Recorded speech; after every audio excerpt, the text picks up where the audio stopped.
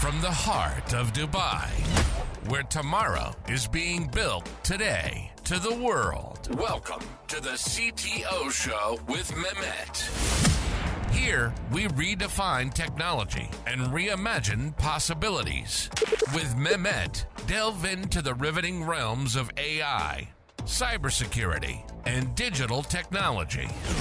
Experience the thrilling highs and lows of startups. Immerse yourself in the spirit of entrepreneurship and witness the future of business innovation being written in real time.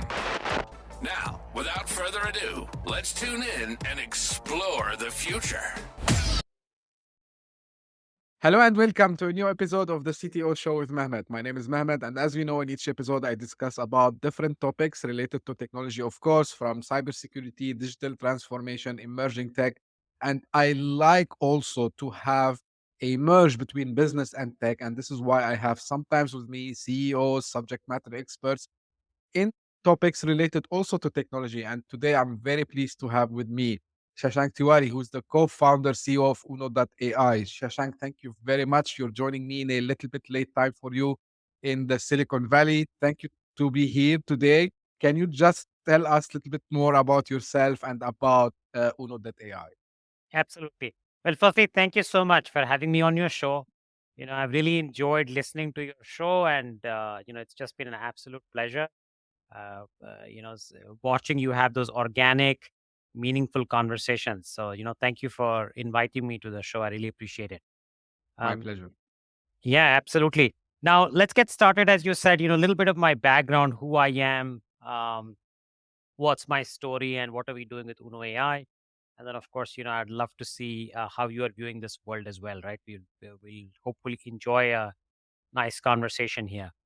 Yes. So, in terms of background, Mehmet, I am, 20 plus years in the industry. As I like to say, I've almost had two careers in this, 20, 25 years that I've been working. Uh, my early career was on Wall Street. I spent a lot of time, building sort of algorithmic systems, mathematician by training, kind of lost my way there. Was lucky enough to work with some incredibly smart people, build some very interesting systems in the usual suspect places, Goldman, Merrill, Bank of America Securities, that kind of world. And then, around 2009-10 is when I moved to Silicon Valley, and now it's been about 15 years or so, and been immersed in the world of startups, right? And in the last sort of this decade plus, as it happens in Silicon Valley, sometimes you also have to be, lucky and be in the right place at the right time. And I certainly Right. attribute some of my own learning, some of my own success to that. I've been lucky to be on multiple journeys.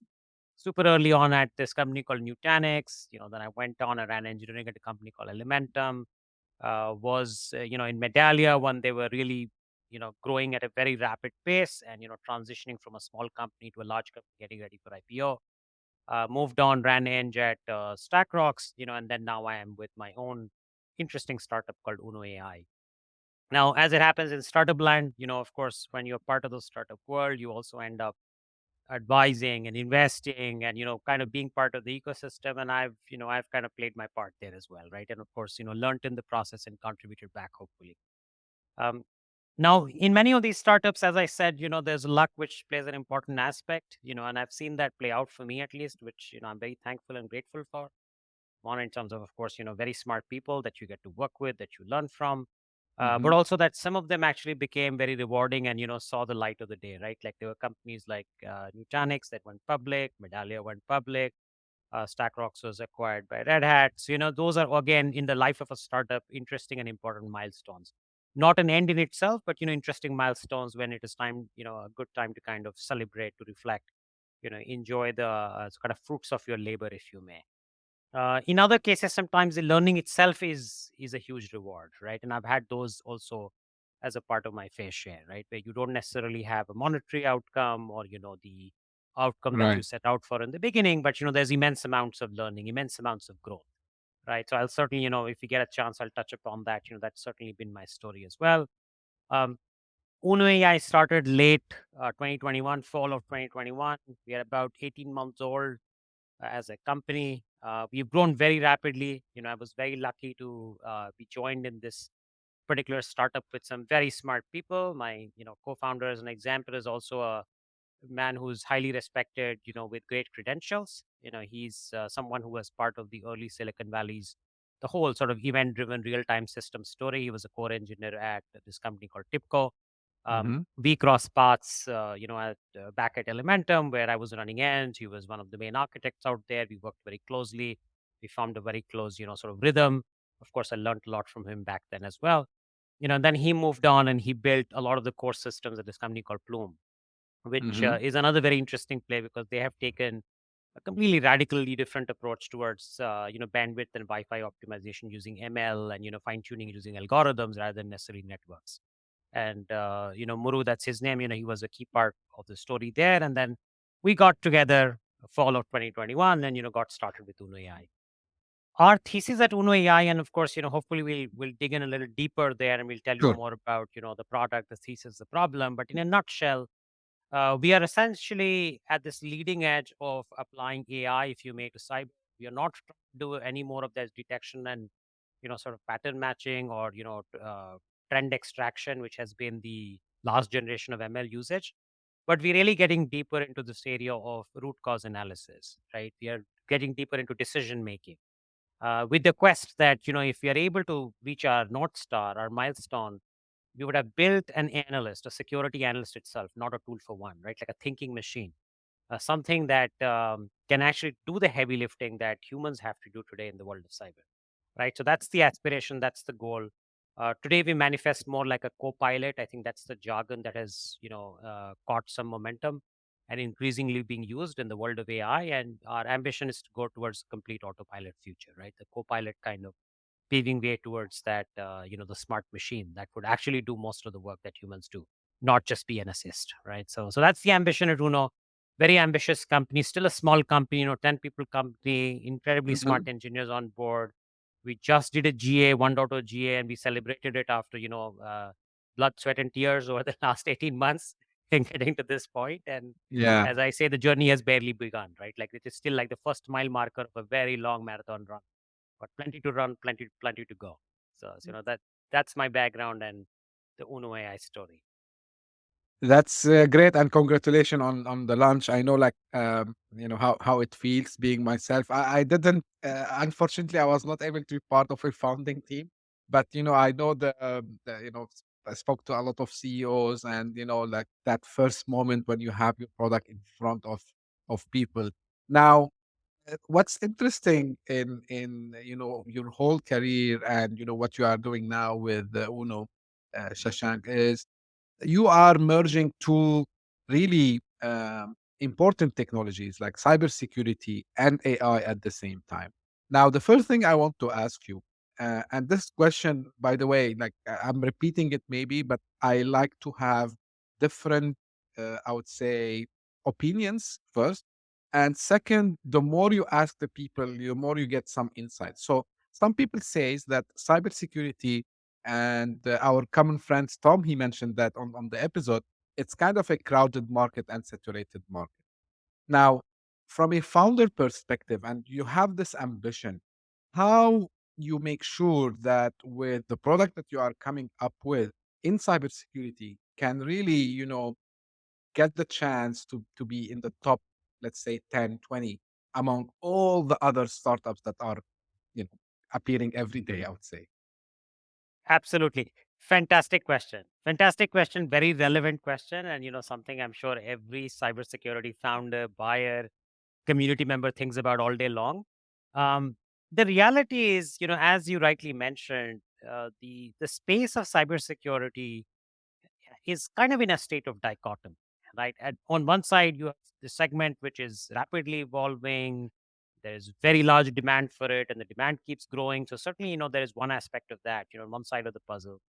But on the other side, as you rightly said, there are hundreds, in fact, thousands of companies that have sprung up over the last, I would say, primarily 5-7 years, Hmm. that have stepped in to kind of satisfy this demand, right? And in fact, in the springing up of these 5,000 plus companies, and many more that perhaps you and I both haven't heard of, but we'll eventually learn about, which are perhaps getting built out somewhere or in the making. um, what is really happening is that they are going very deep into one aspect of cyber, right? Like there's a specialization, and the kind of point solution approach has really been the driving factor for emergence of so many companies, right? Um, Part of that is, of course, informed by the fact that everyone has a new, fresh take at how to solve the good old problem, right? Of essentially understanding, defending, and being on top of your cybersecurity posture.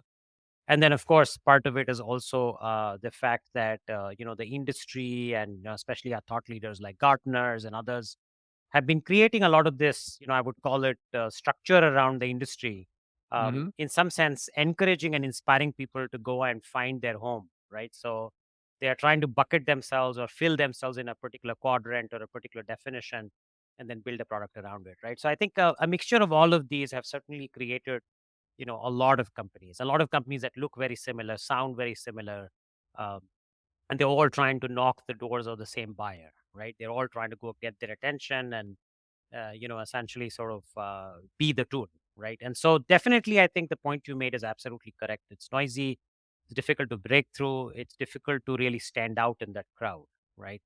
Now, our thesis, it was slightly different. Now, not to say that's guaranteeing our success, but we do feel very encouraged, right, with the early success is that we flipped the story. Instead of trying to build a product, and then try and sell it to our customers, we said, well, let's speak to as many customers as we can, Mhm. even before we've written one line of code, right? And truly with the intention of trying to find that white space, trying to find the gap of, what is it that, despite the fact that you have 5,000 tools, is still missing, right? And when we went down that sort of rabbit hole, if you may, right, talking to experts and CISOs and people in the field and security operators, the one sort of common theme that emerged is that I don't think there is a dearth of tools. There are already too many tools. In Mhm. fact, probably there are way more tools than you can gainfully use. um, what is the real problem is honestly skill gap, right? And when I say skill gap, I mean more from a standpoint was you've got the security professionals, they are, of course, struggling and being challenged to stay abreast with all, sort of rapidly evolving attack surfaces, types of attacks. So that's happening at one level, but also at the other level, you have a diversity of people who really, sort of work in the cybersecurity realm, right? You've got people coming from compliance background and audit background and, Right. who are security engineers and researchers and some just, kind of program managers, if you may.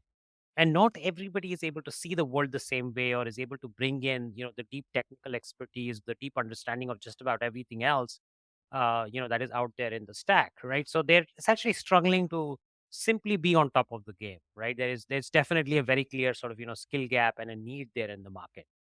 And even worse than that, the other problem is that if you start parsing that even further, you will realize that the skill gap will only get worse. And why it'll get worse is because the underlying technology, the types of applications, the data flows, the complexities is not stopping. It's not like, hey, we did cloud migrations and now, all Yeah. our, evolution is done, right? In fact, it's the beginning, right? And so the architectural types of technologies, everything else that the security team is tasked to protect is also changing on a daily basis, right? So, Mhm. so anyway, so for us, I think, long story short, what we converged on is that if we are able to somehow meaningfully solve the skill gap problem, right? And in a way that it provides tangible business value to the end companies, because at the end of the day, these end companies are businesses, and they've got to optimize towards their own shareholders, towards their own growth. If we're able to do that in some way, I think that's where we could perhaps get love, perhaps get attention, right? And a chance to succeed. So that has been very much in the DNA of the company, right? Like we're a very customer focused company. And even when we went down this ambitious path, we said, what can we build today? And how should we progress our product so that we can start solving problems today, right? And we can Mhm. start really solving problems today from a standpoint of exactly what I mentioned, right? Like, let's go bridge the skill gap today to the extent we can. Let's go make the teams more efficient with the tools they have instead of they going and buying yet another tool.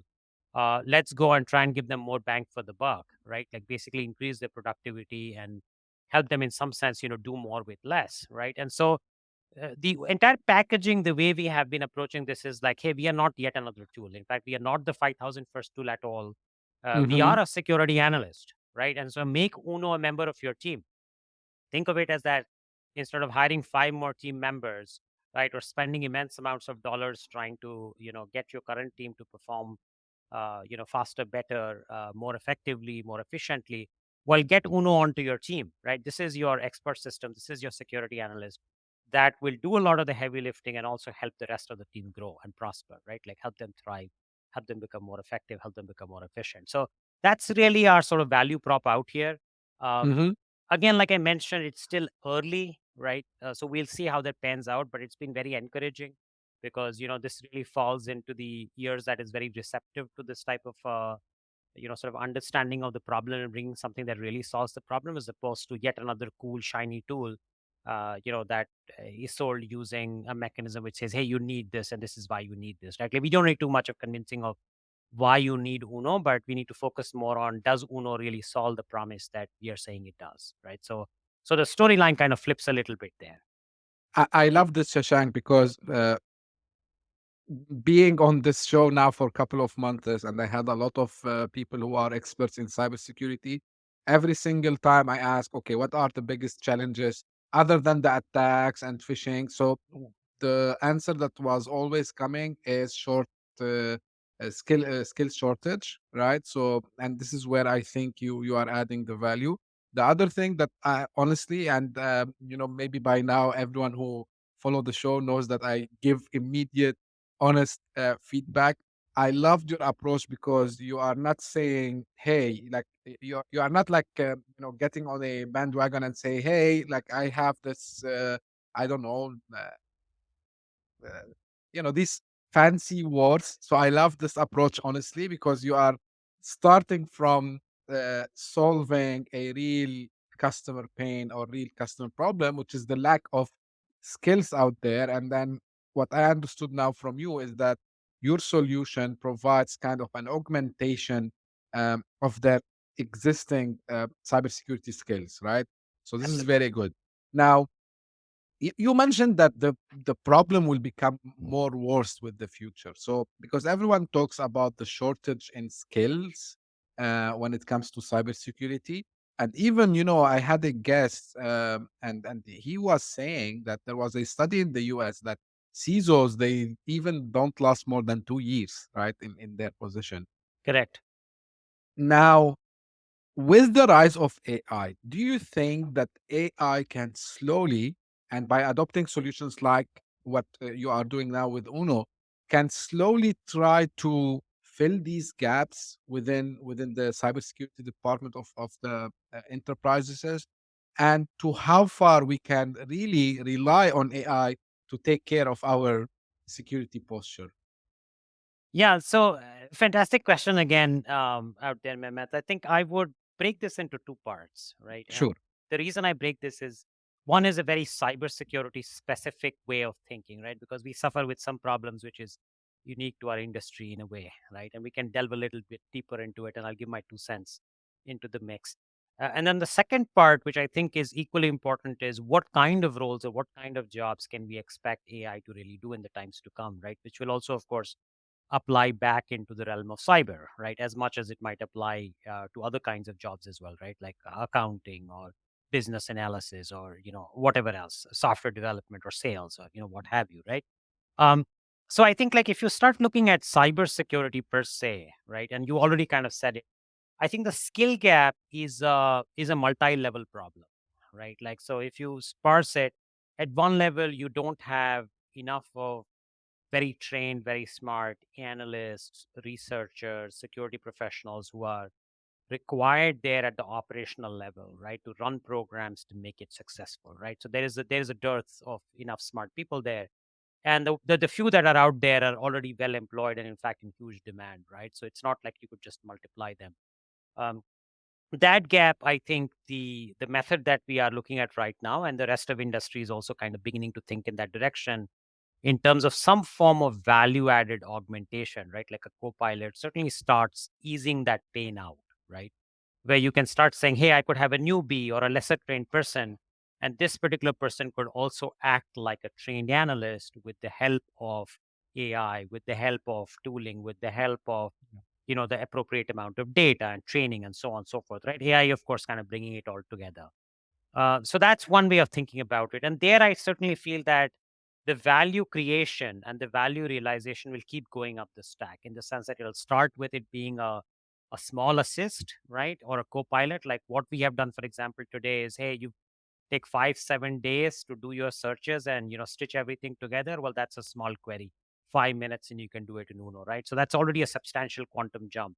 But then beyond that, when you start looking at also exploratory analysis, you start looking at thinking through the tribal knowledge that analysts have, but kind of baking that into an AI engine, and then doing all the root cause analysis and decision making. Now you are kind of getting into that realm where you could say, hey, could this really replace certain types of roles completely, right? Like, could this end up essentially becoming the analyst, the true analyst, right? And we certainly feel, both in terms of thesis and my own understanding, that certainly we are headed in that direction.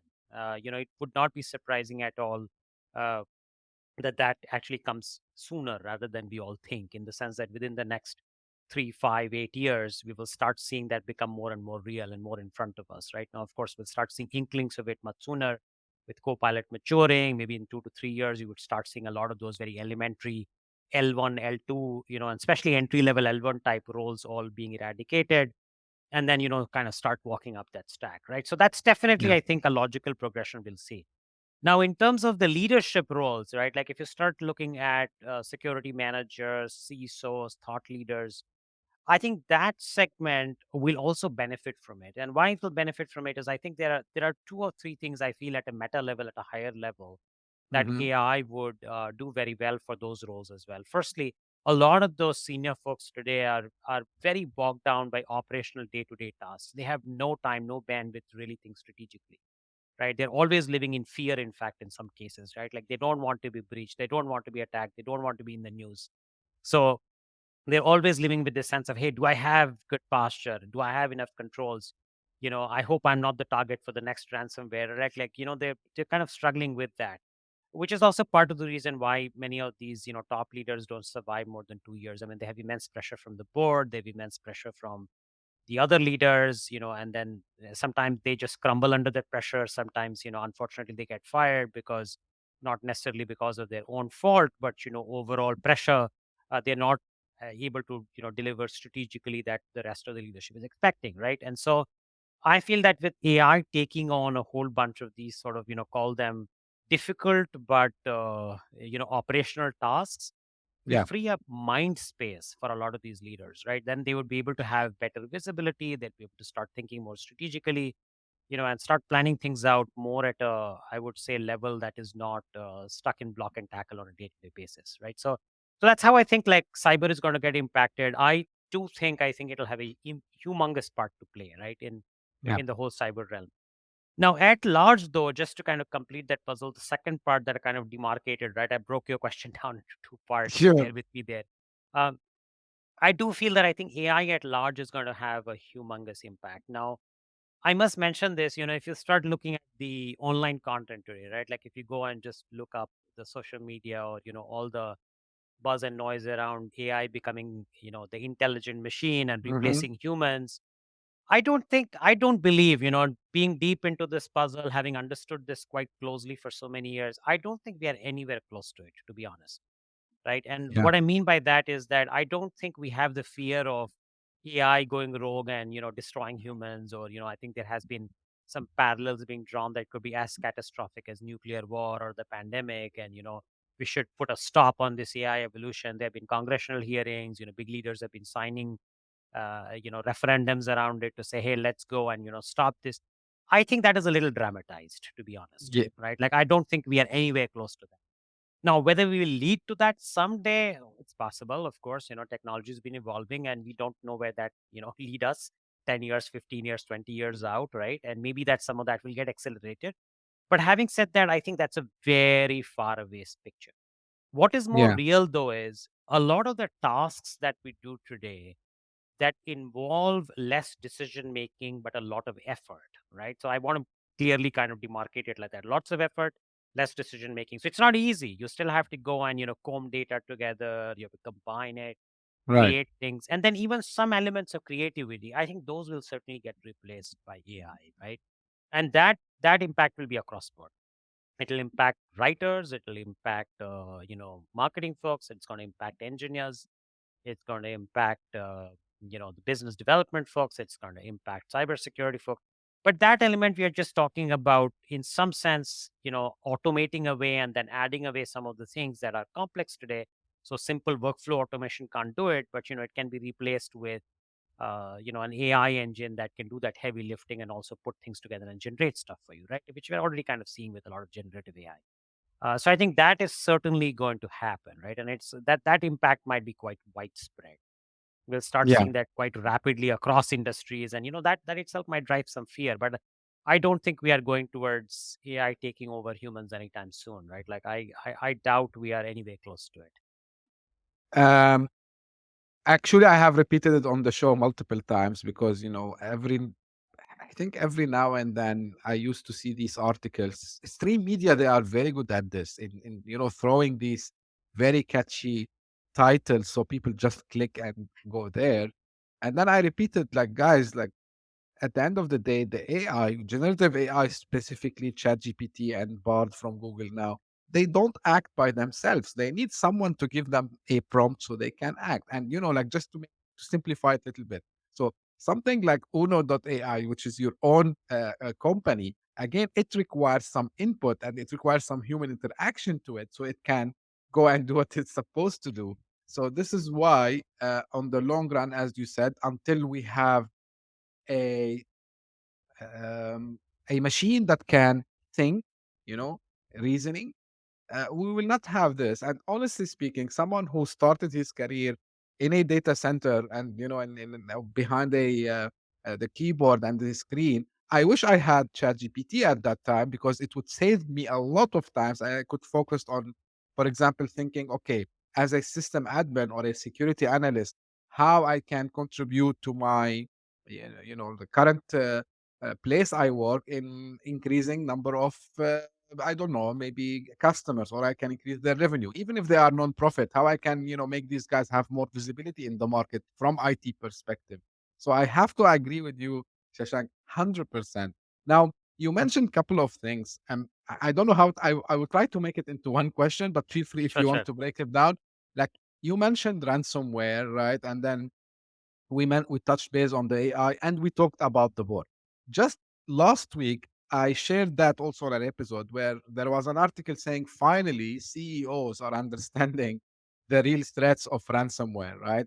Um, Now we have AI. How long it would take until the board will understand? Oh, hey, like we need to invest in AI powered tools not only for the use cases that we see on day-to-day basis, but also to make our security defenses much stronger by getting the AI. Do you think we will have to wait long time until the board? Because what I hear till now, unfortunately, the board they say, yeah, we know that there is a risk out there. Ransomware is the most famous one now, DDoS attacks and so on. They say, but you know what? Okay, until we get it, we'll think about it. Do you think we will have the same thing with the adopting AI? It's a good question, and I will, give my 2 cents again. We don't know, right? We'll see the future unfold, so we'll Sure. all learn together, right, when that happens. Um, but just having an understanding of the landscape and having seen how company leadership and boards and CEOs have been sort of adapting, right, and evolving over the years. Um, there are essentially 3 or 4 underlying factors that I think would be better to kind of understand a bit more, and that might then uh, I guess allow us to project or allow us to guess, how soon the AI adoption could be at that level, right? Or how enthusiastic could they be about it? So I think the first way to think about this is, how popular has a particular concept or a technology become from a day-to-day life standpoint, right? So it's one thing to think of it from your corporate decision-making standpoint, then another where it's become part of common life, right? And so if you encounter that every day in your life, with your family, with your personal life, with your friends, I have a feeling that it does impact your thinking, right? Whatever role you may be in, right? And which is why we saw this story play out with, let's say, social media adoption, right? Like if you Mhm. go back 10 years, 15 years back, most enterprise CEOs would say, hey, we don't need to do any social media. That is meant for consumer stuff, right? Like, especially enterprise B2B centric CEOs, right? Like, they would just rule it out. Mm-hmm. Very soon, what ended up happening was all the influencers, all the real, sort of decisions were getting impacted by what people were picking up actually in social media, right? Conversations like this and podcasts, right? Things that were being discussed on Twitter, on Reddit, in individual blog posts, right? And so on and so forth, right? LinkedIn. So, those venues which initially the CEOs kind of discounted soon became primary platform for them to engage with, right? And at multiple levels, to engage with from a customer success standpoint, to engage with from an understanding of the market standpoint, to engage with from a messaging standpoint, to engage with from a standpoint of, also driving influence, right? And so Yeah. similarly, I feel like what has happened with AI is it's got some, interesting tailwinds out here, and, some help from all the buzz that has been created because of ChatGPT. So, to be just again upfront and honest, I don't believe ChatGPT is as awesome or as cool as it's projected to be. It is fantastic. I don't mean to discount all the Mm-hmm. great work that has been done. The new language models, LLM, is outstanding for sure. It's bringing together years of research with transformers and attention and other kinds of work that has happened in the world of AI, and kind of packaged it beautifully so even a layman, a common person could get their hands on it and enjoy the power of AI, right? Unlike a lot of the previous ones which were just restricted to researchers, within company limits. And so I think that has made it common jargon. Now, today, everybody from a student to a common person, no, even a non-tech person, has started talking about AI and Chat GPT and language models and what have you, right? Like, these words are becoming commonly used. So that, Right. I feel, will definitely influence the CEOs, right? When their friends talk about it, when their families talk about it, when they see it in the newspapers, when they hear about it on TV, they feel like, well, what am I doing as a leader in my company, right? Like, what am I doing in terms of AI? Um, Right. so I think definitely that will help, just broadly in terms of AI adoption. So that's one thing. Now, of course, when we get more specific in terms of cyber, will that translate to AI and cyber investment? I think that's the second part of the puzzle, right? Like, the second part of the puzzle really is that so far, right, even till very recently, and even today for many companies, cyber is kind of looked at in the same light that you would look at insurance, right, or some kind of control, Exactly. right? Where the idea is, I'm going to buy that because, well, I don't want to be, left out in the cold in case disaster strikes me. But the funny part is that most people assume that even if disaster strikes me, it's not going to be me, it's going to be someone else, right? So if you ask any CEO, um, even if they're unaware of how good their security posture is, but if you say, hey, what do you think is your chances of being attacked by ransomware, or, you kind of having a substantial loss because of a cyber attack, I'm fairly confident from all my conversations over the years that they will probably discount it down. Most CEOs will say, well, I don't think the risk is that much, right? I think Mm-hmm. we've got a good team and we're on top of it and we have most things covered, right? And if we need to do more, we will look at it in the future, right? So, as you rightly said, they will kind of punt it out, right? Like, yeah, we'll see when it happens. Um, Now, that, of course, is changing with every news that becomes more visible and very much on the face of these leaders, right? Like, when the next competitor or the neighboring large enterprise that you look up to, right? Like, when they start getting attacked, when they start getting hacked, I think that's when the kind of the awareness about this suddenly becomes a lot more, right? Because then you start worrying, you start feeling that it has hit close home. You know what I mean? Like, now it starts Yeah. getting a little personal. And like, yeah, I know that company, and I know those people, and they were smart people, and they were hit. Well, maybe I could be hit as well, right? So now you start sort of empathizing a bit more with that problem space. And that has happened because we've been seeing that month on month, right? Like, every month, every day, we start seeing more and more stories of different types of attacks, different types of losses. And then last but not the least, consequences have also increased, right? So, if you start thinking about it, a few years back, there would be hacks, attacks. You would put a little press release out, you would put a little apology out, and, job done, move on, right? You do the next thing. Unfortunately, right? But what has translated now is the monetary loss, reputation loss, brand loss has really amplified. It has just gone from it being a minor headache to a major problem, right? Like, leaders have Yeah. lost their jobs, companies have lost their statuses, their customers. And some have lost substantial amounts of money, millions of dollars of fine and stuff like that. So I think that is going to really play a part as well in becoming more conscious, becoming more proactive about cyber. And some are already looking at it as almost a competitive advantage, where they're saying like, hey, if I have a good cyber posture, right, overall good cyber control, it gives me the same advantage that I have if I have a fantastic, resilient, scalable infrastructure, right? Because why else do we put money, let's say, in a resilient, scalable infrastructure? Because, at the underlying motivation is that I'd be able to service more customers, I'd be able to keep them happy, grow at my Hmm. pace and, outsmart all the other competition, right? I'll be ahead of the game. And I think that some digital transformation leaders and some, sort of forward-looking CEOs are beginning to think in that light, right? Where they are saying, hey, if I also have a very strong cyber posture, right? I have a very strong central nervous system, resilient infrastructure. I think I would be able to do a lot more digital business, which is really where most of the business is going, as opposed to my competition, as opposed to my industry. And therefore I'll be the leader of the pack, right? So I think once these three different sentiments come through, one is AI becoming more sort of a common word, it's already kind of happening.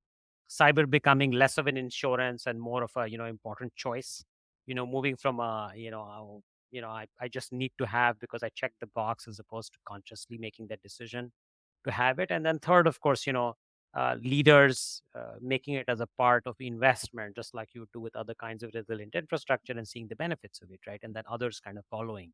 So once these three things kind of come together, I think yes, the cyber and AI emergence is definitely on the cards, and I do think that it's sooner than we think.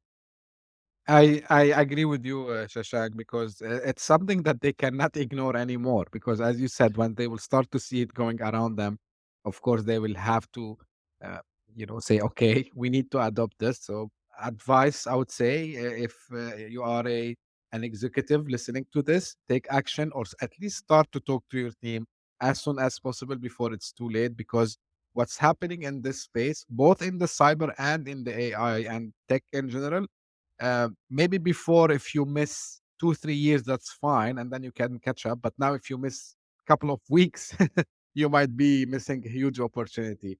Now I want to shift gears a little bit, if you don't mind. And Shashank, like Absolutely. you've been part of several high growth companies, right? And some of them, they were like very big established companies, and at the same time you work, now you have your own startup, and you were part of other startups like Nutanix and others.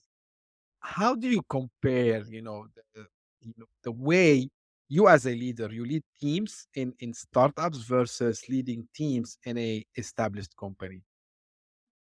Oh, this fantastic question again. I think they're two different worlds, right? So the way I like to think about it is that, and again, startup I think is a broadly used word, so I'm going to break it down even further, right? So there is Sure. startups which are like barely getting started, which I think in Silicon Valley jargon we love to call it the 0 to 1 journey, right? Thanks to Peter Yes. Thiel's book, 0 to 1, that has kind of even popularized it. So there's the beginning, at the very beginning, right? Like when you go from a concept to a company, the 0 to 1 stage, right? And then there are startups that are at that one phase, so to speak, but then they're scaling, they become a proper enterprise, right? Their journey for growth, their journey towards becoming maybe a public company, and becoming further and farther there, right? And then of course the third part is, well, you're part of a larger company. um, I think that all these three, if you may, the 0 to 1, the growing company, and the larger company, as a leader and also as a member, I think your roles and your expectations are very different, right? Hmm. Um, so what happens is that when you are in a 0 to 1 phase, you really almost run like a sports team to some level. I feel like that's the best analogy I can think of, right? Like you need high performers, you need a bunch of high performers, a small team to kind of gel well. Teamwork is very important because one or two members not playing their part can just spoil the game, right? It's a team sport. um, and then the third part is you got to move fast, right, and improve and learn fast as a team, right? And then at the same time, sometimes you need generalists, right? You need people who can wear multiple hats, do more things. Similarly, the same thing for a leader, right? Like as a leader, like what I end up doing today, and I've seen other fantastic, sort of 0 to 1 CEOs do the same thing, or me as a leader in 0 to 1 other journeys as well, attempt to do, or at least target to do. is that where you want to lean on a nice smooth transition on a day-to-day basis between the player coach, if you may, right? You got to be the player, you got to do your things, you got to roll your sleeves up, right? Whether it means being the first salesperson effectively, which I am kind of, in some sense, that's what I've been doing, to even slinging code if it's required, to going and doing your regulatory compliance activity, to interviewing, to even negotiating on your lease, to what have you, right? Like what I'm saying is every day's operational activity, there is the whole player model where you behave exactly like every other member of the team is doing, right? You build, you manage, you complete Yeah. tasks. So that's basically the part there, right?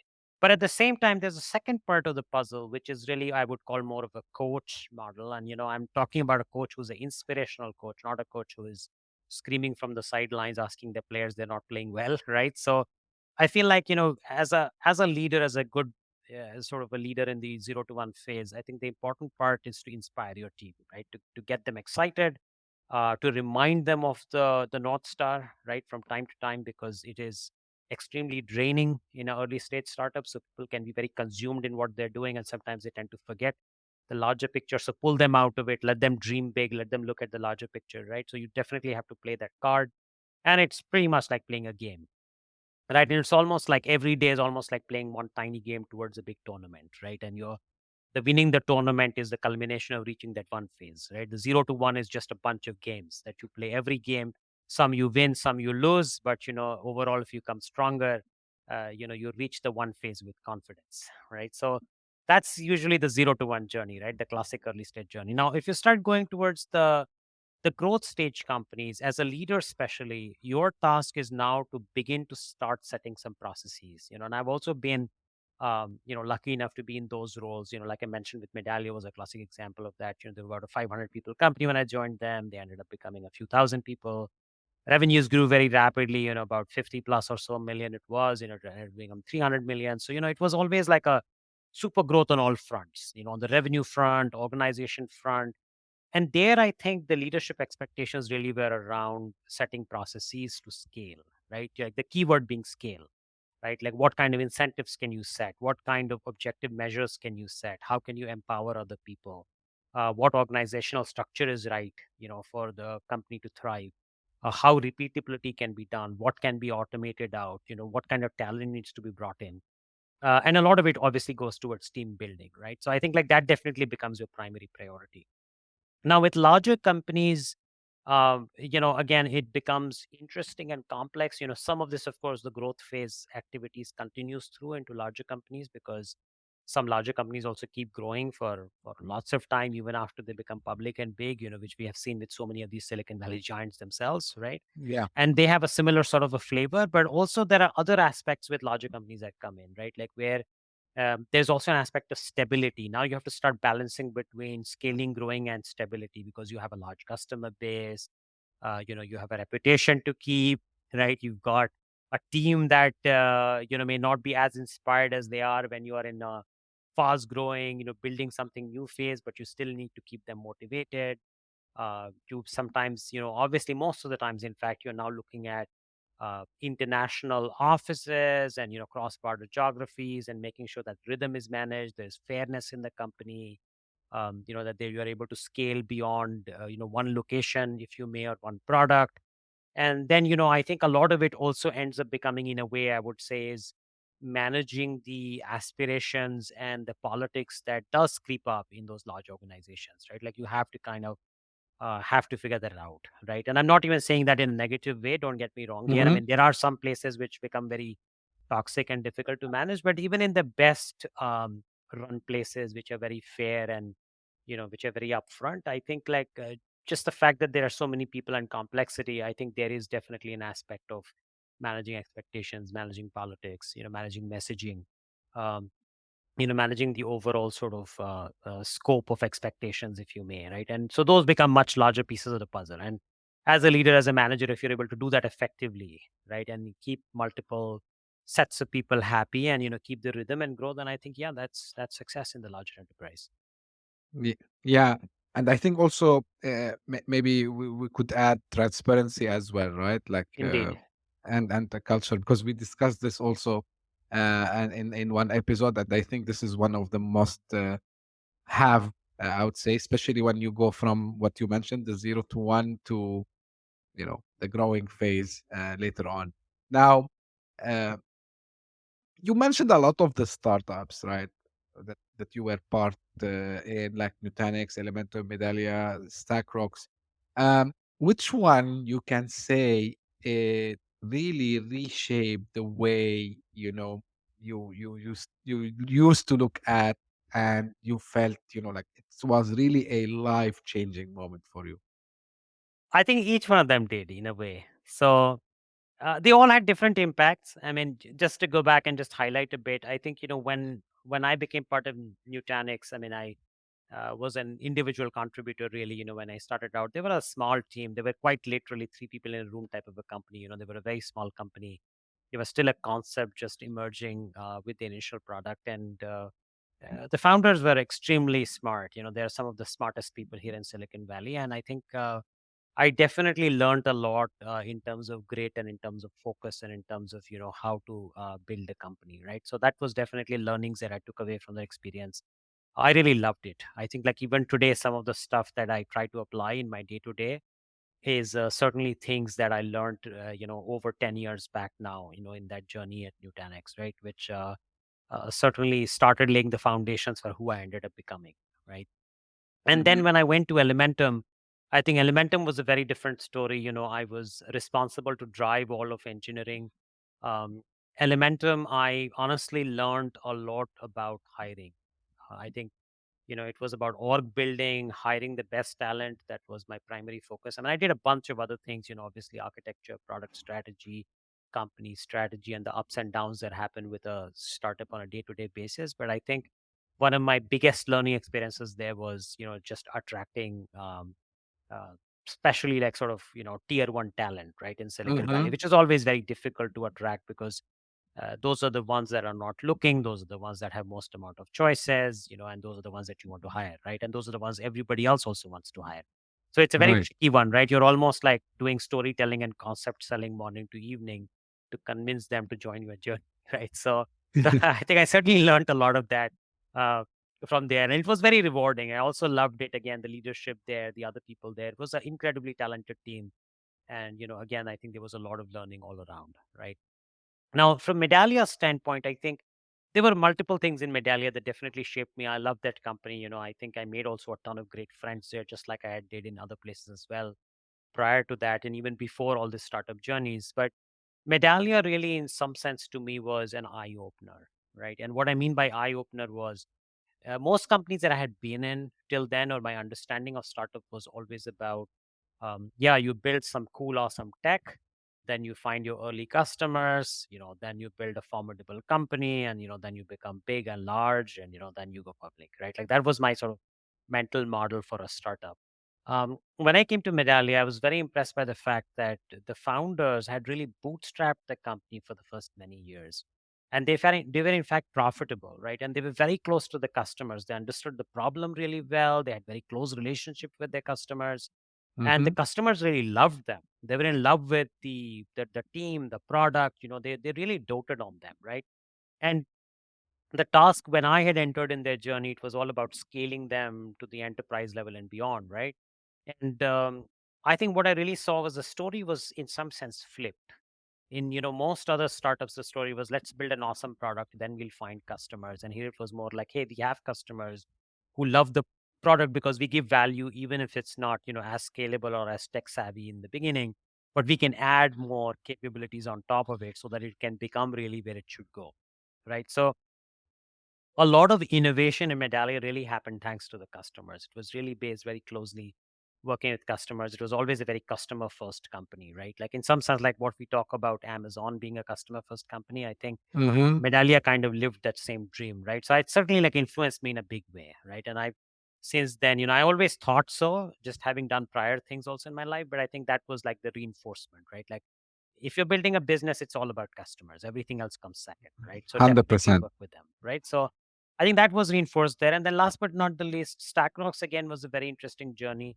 With StackRox, my biggest learning was StackRox was in some sense, again in a space. It was a security company, and I think we were again among the first few companies in that space, container security, or what we have today of CWPP, CNAP, and all these good acronyms didn't exist back in the day, right? And so I think at that point in time, we were investing a lot of energy educating our customers as much as providing a solution to them, right? And that wasn't easy, but I think we had the grit and we had the tenacity and we had the confidence in us, right? And I think that dream and tenacity and confidence again of the founders, of the leaders out there, of the engineers out there, I think certainly was something that again reinforced my belief in the fact that if you're really after solving a certain problem, if you really believe in a certain kind of a company, nothing should stop you, right? Like there's no reason for you to at least doubt yourself.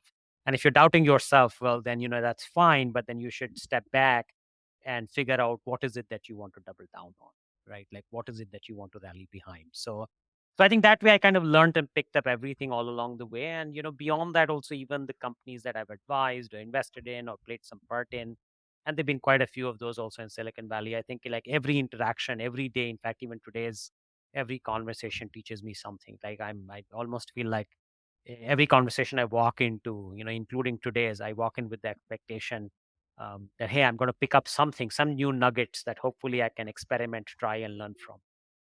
Nice.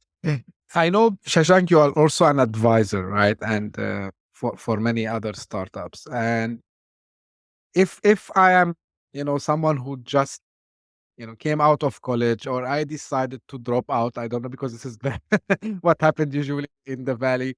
Um, and I want, to take the path. Should I start, as an engineer, go all up the rank, then become maybe a CTO one day, and then find an idea, try to build it? Or should I go with the shortcut, trying to find an idea and build it today? Like which one is more suitable for someone who might be now listening or watching this? Yeah, it's again, boils down to individual choice, right? There's no right or wrong answer there. Right. Um, the way I think about this is, and again, I'll give you my perspective, right? It's not a right or wrong perspective, but my perspective.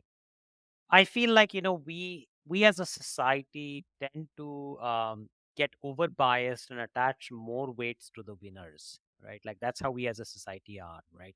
Right. Um, and as a society, we are also, and it's a good thing that we are optimistic, but we also tend to lean on the fact that, hey, if there's going to be 1 out of 10 winners, that one is me, right? So therefore I should just go with exactly what the winners do, right? Um, on the other hand, the reality, which I think really plays out much better, in my opinion, is a place where you allow yourselves the right kind of preparation, if you may, or the right kind of preparedness for you to go play the game, right? Like going back to my analogy of sort of team sport, I do feel that I think getting into a startup mode is very similar to getting into starting a career in music or trying to go become a professional athlete or or trying to go get into a creative skill. And why I say that is because it has an element of risk, it has an element of freedom, it has an element of innovation and idea that is going to drive that, right? And you have to uniquely stand out on your own. So there I feel like I think what really helps, at least in the world of entrepreneurship, is it's better to try by, right? So if you can, and if you end up becoming an early engineer in a startup, right? Like for example, if startup is your calling and you've just graduated from college today, well, the best choice could be go join a startup, right? And Hmm. what would that do for you is it would do two or three things. One, you would get a first-hand flavor. You're not reading in a TechCrunch article or reading in the books what a startup is like, but now you're part of a journey, right? You're experiencing it every day, right? And you can decide for yourself, is that what you want to sign up for, right? So the territory, the game becomes a little more familiar, right? So that's one thing. Secondly, as I, always kind of very firmly believe that, especially those employees who join in the 0 to 1 journeys, right? Like the early employees who are the young early employees, um, they basically end up becoming future leaders, future founders, right? And many of these guys have found those that the first startup really to be the training ground. Like it's a very fertile training ground for future founders, future CEOs, right? Now, I've had some of that experience myself, and there are many stories like that in Silicon Valley. the first engineer or the 10th employee, or something like that, going and Yeah. then starting the next company, and in fact becoming bigger than the startup that they were part of, right? And so I think, like, there's certainly an element of kind of learning and growing with it, right? So I certainly encourage that. um the other part that I do want to mention is that, I understand that, folklore and just overall romanticism has projected this whole idea of, dropping out of college and doing a startup and becoming Mark Zuckerberg, or one of those, has become the legend of the story, right? Bill Gates and Mark Zuckerbergs of the world, or Steve Jobs, right? Like, these guys have become, kind of, god level figures, right, in Silicon Valley. But I think for every of those massive, humongous, big figures, there are equal number of people who have actually spent a lot of time getting trained, finding their rhythm, finding their place, right? And there are enough people who have gone to college or worked for the companies, and then learned the things that they wanted to be prepared for before they jumped in, right? And so I would lean on that. Find your calling. Don't just follow it for the sake of, because it's fashionable to do. It's better to spend time learning. It's better to spend time building your confidence. It's better to spend time, being ready for the game. Go play the Yeah. game. Go to play the game with confidence. But go play the game with confidence once you practiced hard enough, right? Like, feel confident you're going to go win the game. Yeah. And I think they would understand more how to find or spot problems and how to go speak to customers later on, right? Absolutely. I think, like, those are in fact, three things I would say very quickly on that. Customers, like, most first time people don't have a sense of customers. When you work somewhere, you understand multiple things about customers, including customer success, keeping them happy, trying to attract them, all that good stuff, right? And you also said, all the problems, right? All the problems become familiar. You almost have a sense for it now. You understand. You may not be able to solve it necessarily, but at least you have a sense of how bad can the problem get. And in a funny way, I think the roller coaster of an early stage startup kind of makes you more even keel. And that Mm-hmm. has definitely happened for me also. Even as an experienced person over the years, I think the more startups you go through, the more you kind of take it in the stride. You realize that, hey, I'm going to start my morning feeling all jubilant and top of the world, and by lunch I might feel like the world is coming to an end, and I might close my day feeling, yeah, everything is all good, right? And that roller coaster of emotional ride essentially is something that you need to get comfortable. Yeah, it's great insight, I would say. Shashank, as we are coming to the end, I have a very famous question. Um, what is the question you wish that I ask you? Well, that's an interesting one. I haven't had this before on the Affinity podcast. It's really a fun one. I love that. Uh, well, I would say, I think, one thing I like to share. So I'll ask, maybe you can Sure. ask me that question, is like, how what what does success look like for me? Success is something that as society we celebrate a lot. What does it really mean, right? And what does it look like for you? So I think, that's something I would love to ask you also. In fact, counter, if you're willing to share, and I'd love to share my Sure. 2 cents on it. Yeah, share yours first, and then I will tell you. Okay, perfect. Yeah, absolutely. So I feel like, over the years, as I've been also, growing older and gathering more experience, I have mulled over a lot about this whole concept of success. What exactly is success, right? And what is it that we are targeting? And success, of course, at every level, right? Success, especially at the corporate level that we're talking about, success at an individual level, success at a family level, success at a society level. Um, I do think, and something I mulled over quite a bit, that I think we over attach importance to the reward. I think, success for the most part has become synonymous with reward, right? Mhm. Um, but I feel the success really is about great journeys, right? And this is something that I have learned with my own experience. Now, of course, if you get the reward at the end of the journey, it's of course exciting, and it's kind of, in some sense, checks the final box. But I do feel that, I think, a lot more excitement, a lot more satisfaction, a lot more success, so to speak, right, at multiple levels: your growth, your happiness, your satisfaction, your learning, and your overall sort of attachment to things, and your desire to do well in it.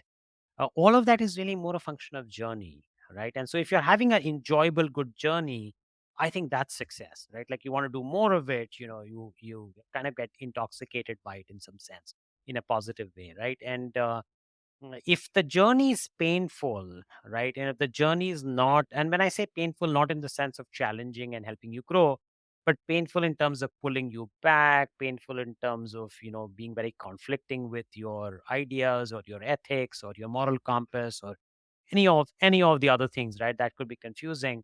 I think the reward, honestly, even if it appears successful, is not success, at least in my opinion. I feel like it's actually very painful, and it's a downer, right? So again, sort of in simple words, I think the journey is the reward, not the reward itself, right? The end of it. And that, I think, I have concluded more so.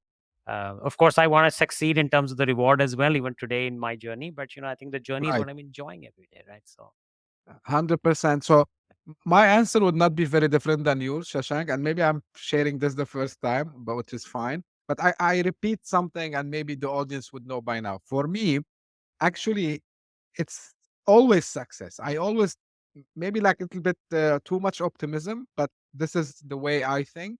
Because for me, there is nothing called failure.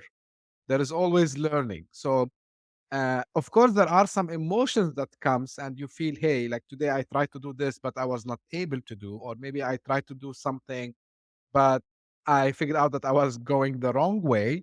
Okay, fine. So I say I didn't actually, I succeeded to know that this way doesn't work, right? So this is the way I look at it. Of course, but success can be measured also. Some people, as you said, they measure by how much money you make. Some people they measure like how many friends you have, how much activities you are enrolled into. For me, like of course, like these are small elements that it's like the top of the iceberg, I would say, because success really is about, for me at least, by the end of the day, if I figure out that I learned something new, this is a huge success for me. Like for me, I feel fulfilled. I learned something new, or I helped someone. This is for me the success. Of course, like I'm not too much. I would say going into the Zen philosophy or something. No, of course we are living in reality. We need all to make money, and of course, if I make money, I will also be successful. But yeah, like I like to see the things into a positive way. I like always to I tell everyone I don't have the word failure in my dictionary. I removed it years back.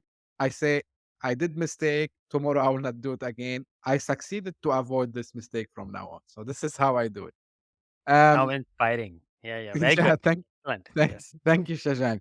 Well, really, I enjoyed the discussion. I really enjoyed your deep, detailed answers, and I believe, a lot of the folks, whether when we covered a little bit about the tech part or when we covered the startup part. And by the way, the book that Shashank mentioned, whether you agree with the author or not, read the book, 0 to 1. It's a must read book for anyone, not only if you are planning to have a startup, but I read it myself. I didn't agree with every single thing that Peter says there. Um, he goes a little bit like people would say he's, how you say this word? Yeah, like he said, you should go and do a monopoly for whatever you are trying Right, to do. right. So, The big so believer of monopoly. Yeah. I, yeah, I don't so agree with all these ideas either, but it's an interesting book. I would agree. Yeah, but his point actually, and this is why I'm saying, because I'm focusing now on startups and all these things nowadays. Because if you need to start a company that can last long, go somewhere where really you can be the 0 to 1, like where there's no much people around you. If you go now and you tell me, hey Mehmet, like I gonna start a storage company, we're gonna have disks and this and fast, I'll tell you, you're playing in a red ocean. You should go play in a blue ocean. So anyway, this is one of the books. Maybe I'll do one episode just about books one day. Shashank, thank you very much. You stayed like a little bit late for you at this time. I really appreciate the time. And for the audience, as usual, if you are watching this, please let us know what you think. Subscribe to the channel. We are having a lineup of more guests also as well. Summertime, I think I will not be stopping. So keep watching this space. If you are listening using your favorite podcasting platform, also, if it's your first time, just subscribe to the podcast and stay tuned. Don't forget, tell your friends, colleagues, and family. We are trying to get the best of the best here in educational and fun manner, as you have seen today. So keep tuned for more episodes. And until we meet in the next episode, thank you very much. Thank you so much for having me, Mehmet. Well. My pleasure. Hit that subscribe button, share the show with your tech-savvy friends and fellow entrepreneurs, and leave us a review on your favorite podcast app. Your support means the world to us.